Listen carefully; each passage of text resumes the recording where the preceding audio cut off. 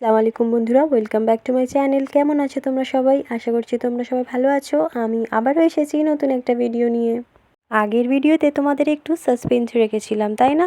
যে আমি কোথায় যাচ্ছি, আর তোমাদেরও কথাও বলেছিলাম তোমরা কমেন্টে জানাও গেস করে যে আমরা কোথায় যাচ্ছি, কিন্তু তোমরা কেউ কমেন্ট করোনি। হ্যাঁ, একজন দুজন কমেন্ট করেছে, তবে আমি ভেবেছিলাম তোমরা অনেকেই কমেন্ট করবে। সত্যিই বলছি, তোমাদের কমেন্টের অপেক্ষায় কিন্তু আমি থাকি। যেমন তোমরা আমার ভিডিওর অপেক্ষায় থাকো, তেমনই তোমাদের কোনো রেসপন্সের অপেক্ষায় কিন্তু আমি থাকি। তোমাদের রেসপন্সই তো আমার কাছে অনেক মোটিভেটিভ। তোমাদের রেসপন্সের জন্যই তো আমি ভিডিও বানাই। তোমাদের একটা লাইক, একটা কমেন্ট আমার কাছে অনেক দামি। না হলে তোমরাই বলো, তোমরা যদি আমার সাথে কথা না বলো তাহলে আমার কীভাবে ভালো লাগবে? যখন আমি ভিডিও এডিট করি তখন আমাকে একা একাই কত না বকবক করে যেতে হয়। আশা করছি তোমরা দেখে চিনেই ফেলেছো আমরা কোথায় এসেছি। এতদিন পর্যন্ত কত না সিনেমাতে, কত সোশ্যাল মিডিয়াতে, কত ভিডিওতে আমরা দেখেছি, আর বইয়েও তো পড়েছি ইন্ডিয়া গেটের ব্যাপারে। জামে মসজিদের সবথেকে কাছের মেট্রো স্টেশন থেকে আমরা মেট্রো স্টেশন থেকে বার হয়ে তারপর একটা টোটো নিয়ে চলে এসেছিলাম একদম গেটওয়ে অফ ইন্ডিয়ার সামনে।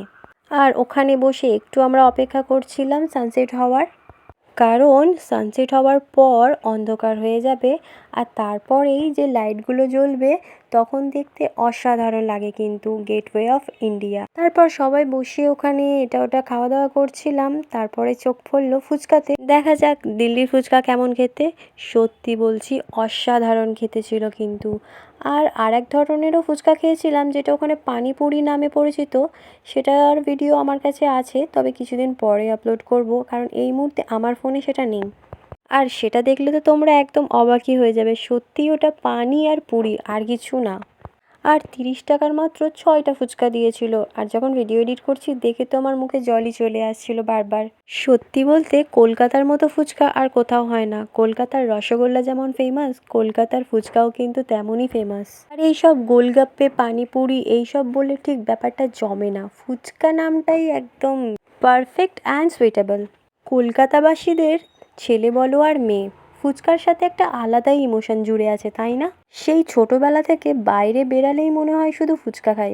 স্কুলে যাও ফুচকা খাও, টিউশন যাও ফুচকা খাও, বেড়াতে যাও ফুচকা খাও, মেলায় যাও ফুচকা খাও, শপিং করতে যাও ফুচকা খাও। মনে হয় ফুচকা খেয়ে খেয়ে এত বড় হয়ে গিয়েছি। চলো, অনেক ফুচকা ফুচকা করেছি, এবারে টপিকটা চেঞ্জ করে যাও, কারণ বারবারই খালি মুখে জল চলে আসছে। এবার মোটামুটি অন্ধকার হয়ে আসছে, চলো এবার ওই সাইডে যাওয়া যাক, মানে একদম ইন্ডিয়া গেটের কাছে।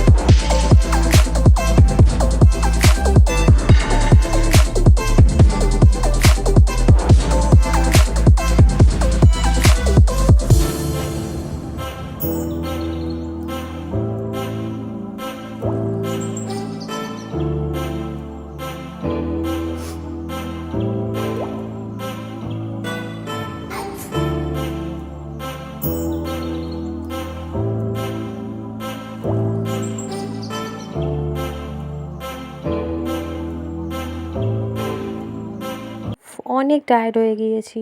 সারাদিন এত হেঁটেছি আর তো জুতো পায়ে রাখতেই পারছি না, খুব পা ব্যথা করছে। আমি তো শেষমেশ জুতোটা হাতে নিয়েই চলতে শুরু করেছি। এখন সবাই ব্যস্ত মেন রোডের দিকে যাওয়ার জন্য, কারণ আমাদের ওলা এসে ওয়েট করছে।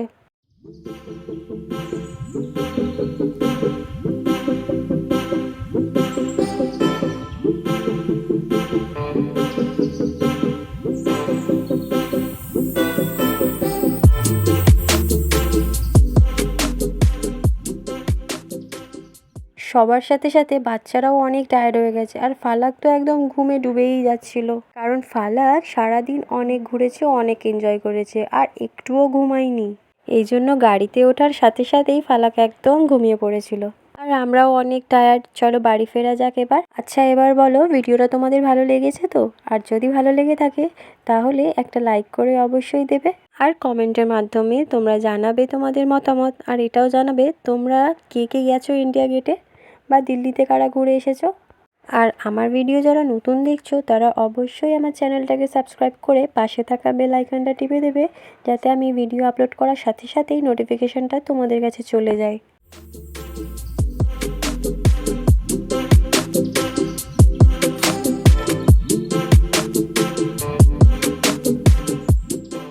তাহলে আজকের ভিডিওটা কিন্তু এখানেই শেষ করছি। দেখা হবে নেক্সট ভিডিওতে। দিল্লি ঘোরা এখনও বাকি আছে। আজকের মতো এই পর্যন্তই। Thanks for watching and don't forget to subscribe.